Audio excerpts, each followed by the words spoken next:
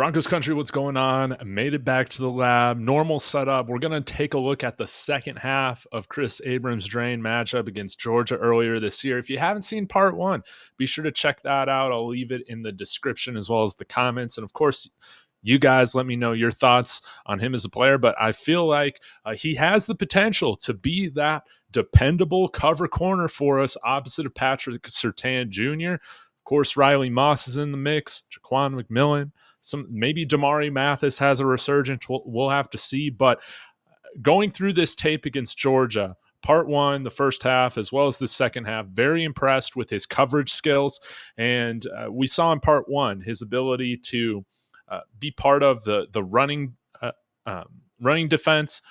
We're going to take a look at mainly his matchups against Ladd McConkey that he had in the second half. So let's go ahead and get started. I do want you guys to know that I am looking for a spotlight tool. So if you guys know one where I could just like highlight my guys, just let me know. But for right now, Kris Abrams-Draine, you can find him number 7. And I'll always try and highlight him with my orange highlighter. But let's go ahead and run this play. And what I want you guys to notice first is just how quick his hips are. I think this is what gives me really good confidence that he can continue to develop into a really effective NFL player. That might seem a little simple, but let's go ahead and run this thing back. And we'll run it in some slow motion. How does that sound? So we can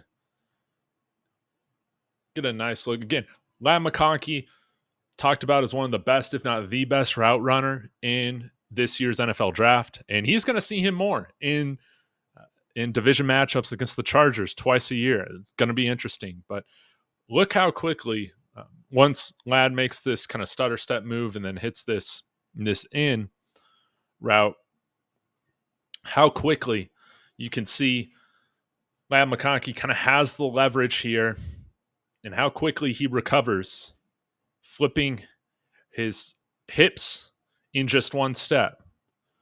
Makes this motion pretty fluidly, and then Carson Beck's hit as this is thrown.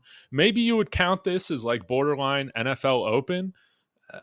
I would say that this is covered in the college game pretty well. Obviously, if Carson Beck could place this at a little bit better of an angle, this could be a completion.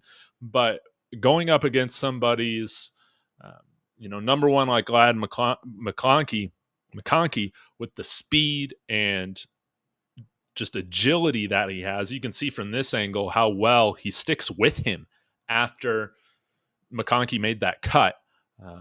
Again, McConkey has some of the inside leverage a little bit closer to the line of scrimmage, but as you can see right here, Kris Abrams-Draine flips his hips enough to be able to recover and then run with Ladd stride for stride to where he's evenly matched up against him. And probably could have gotten in there to bat a ball if needed. I would say that this is pretty good coverage. You film gurus and football vets, let me know what you guys think about this. But I was very impressed with this play, seeing how quickly he understands. He sees Ladd kind of go into this move right here with his knees bent, slowing up a bit. And you can see he puts that left foot down super quickly, and that allows him to open up his hips. Then 2 steps back in line, covering McConkey. I love this play. I thought this was awesome. All right, let's go to a coverage sack. I thought this was good coverage basically on the entire defense from University of Missouri. And you'll see Kris Abrams-Draine lined up right here this time, going up against Ladd. This is going to be like a deep post route where he also has some cover one help over the top from the safety. And of course, that dictates kind of how he plays this coverage. Mainly, I'm guessing his responsibility was to cover Ladd as well as keep the outside leverage. So let's go ahead and run it. Carson Beck is sacked on this play. Run it all the way through. And again, I thought he stayed well with Ladd. with good speed through this play. You can see Carson Beck on the right side of the screen is now sacked. This isn't going to make a highlight reel or anything like that, maybe outside of, David Talks Broncos film rooms. But one of the things that I love about this play is that Ladd has essentially like 8 yards of cushion to really get up to speed. Nobody's getting in the way of his release. And what I love to see is that it only takes a few strides for Kris Abrams-Draine to be in lockstep with Ladd covering this deep route. Of course, Ladd then cuts in on this post. He's able to distance himself away from Kris Abrams-Draine, and this is where the safety kind of got a little caught out of position, I guess. But at the end of the day, they covered him long enough to ensure a sack, which was great. They did a great job here. That like blitz delay or stunt, I don't know what they were running right there, but that really helped with bringing down Carson Beck. But overall, big takeaway is that Kris Abrams-Draine only took a few strides needed in order to be going step for step with Ladd McConkey. Okay, now what happens if you try and throw a slant on Kris Abrams-Draine? Let's go ahead and take a look at this. 25-48. Going up against the other starting wide receiver for the Georgia Bulldogs. Sorry, I forgot his name, number 5, bigger guy. And you're going to see, just this little slant route from the wide receiver. They're going to target him, and look at the positioning from Kris Abrams-Draine. We'll run this all the way through. Textbook read right here. Shows great reaction instinct on this play. Understands immediately once that left foot from that wide receiver is planted right there. Let me point this out right here. He's understanding where this thing is going. Shows good instinct reaction time here. Makes a very nice cut on the route and gets himself in a position to swipe this thing out of the air. Really, really solid coverage here. And we'll get a better look at it from this angle.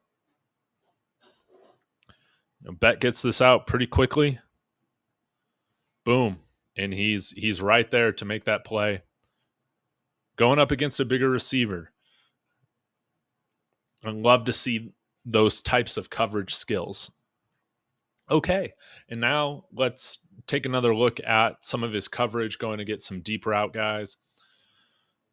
I think this was Ladd as well. 28-35. This will be the last one. Y'all let me know your thoughts on these plays, on your thoughts on Kris Abrams-Draine in the comments.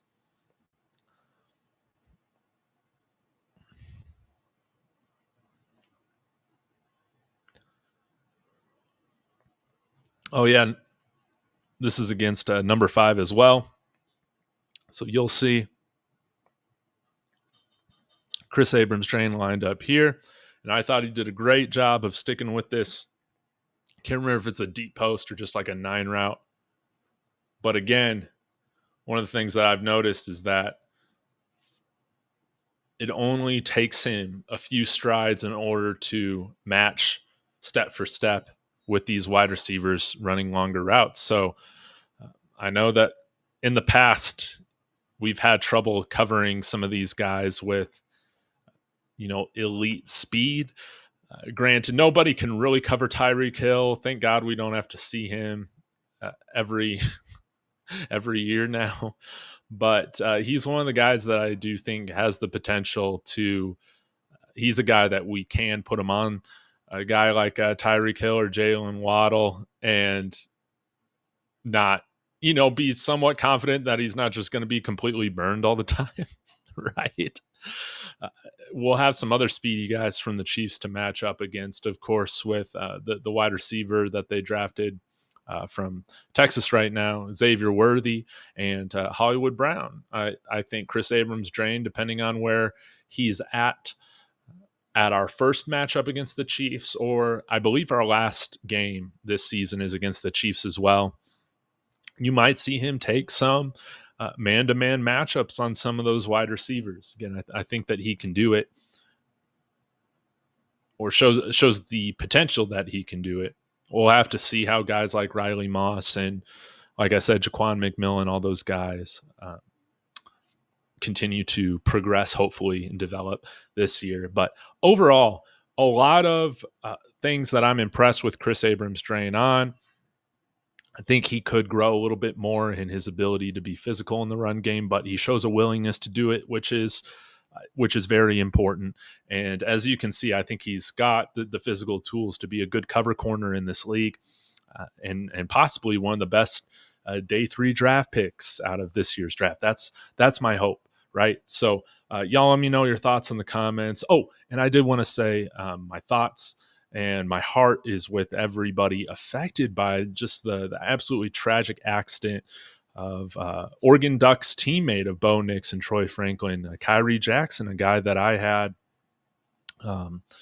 did a video on. One of my first videos on this channel was of Kyrie Jackson breaking his film down, saying, I would love the Broncos to select him. And I think a couple other former teammates of his also passed away they were hit by a drunk driver from what I saw, which is just absolutely devastating. So my condolences and heart is with everybody affected, friends, family, fans of those losses. And just wanted to put that out there. Guys, please get an Uber.